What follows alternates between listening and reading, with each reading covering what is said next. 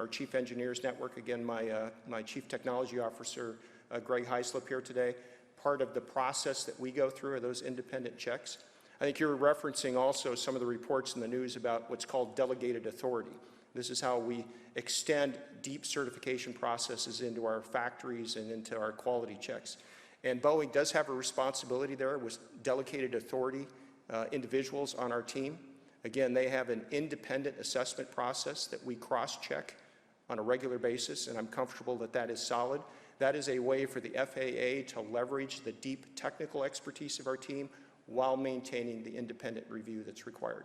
And again, as our ongoing assessment of our certification processes, we'll be taking another look at that to make sure the right degree of independence is available. I feel confident that it is today, but our culture is to always look for opportunities to improve, so we will examine that. Thank you. All right, thank you. Yeah, please. We will take your question, sir. That will be our final question. So we'd ask that everybody turn in the ballots. The polls will close at that time. Thank you. Go ahead, please. My name is Chris Lawrence. I've been a shareholder for 20 years, and I'm also a private pilot. But I've never had the capital to be a direct Boeing customer. But I got an email a couple months ago that indicated I was.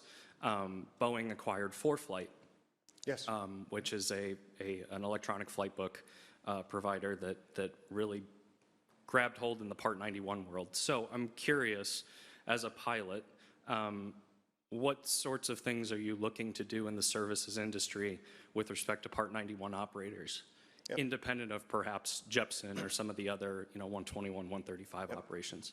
You raise a great question. So as part of growing our services business, as I talked about earlier, it's one of our biggest growth opportunities.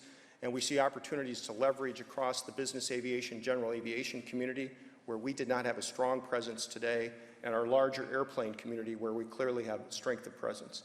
And that recent acquisition of ForeFlight that you referenced brings together ForeFlight and Jeppesen, who are the two leading companies in those sectors, combines their capability, and will offer us the opportunity to create new solutions for those customers. So improvements on flight planning and navigation capabilities. You can think of a range of digital services that will enhance operations for our pilots at all levels.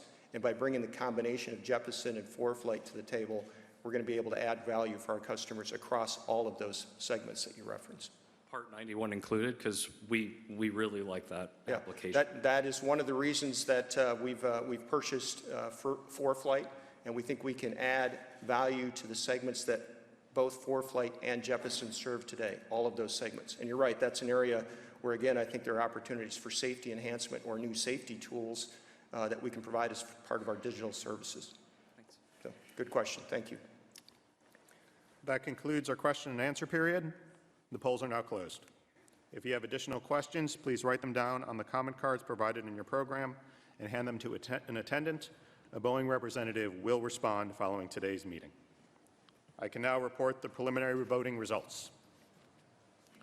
With respect to item 1, the 13 nominees for election to the board received an average of 98% of the votes cast in favor of their election, with each director receiving a majority of the votes cast in favor of election. On item 2, 92% of the votes were in favor of the advisory vote on executive compensation. Item 3, 96% of the votes were in favor of the appointment of Deloitte & Touche LLP as independent auditor. Item 4, 32% of the votes were in favor of the proposal seeking an additional report on lobbying activities.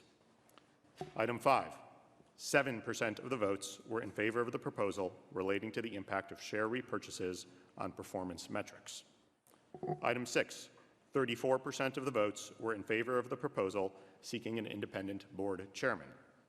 Item 7, 24% of the votes were in favor of the proposal seeking to remove the size limit on proxy access groups.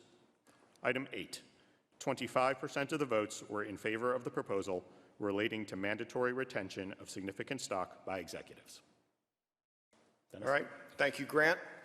On the basis of these preliminary results, I declare that each of the 13 director nominees has been duly elected and that shareholders have voted to approve the advisory vote on executive compensation and the appointment of Deloitte & Touche as independent auditor. Finally, I declare that shareholders have voted not to approve any of the shareholder proposals. The final voting results will be available on Form 8K filed with the Securities and Exchange Commission. I want to thank you very much for attending our 2019 annual meeting, which is now adjourned. Thank you.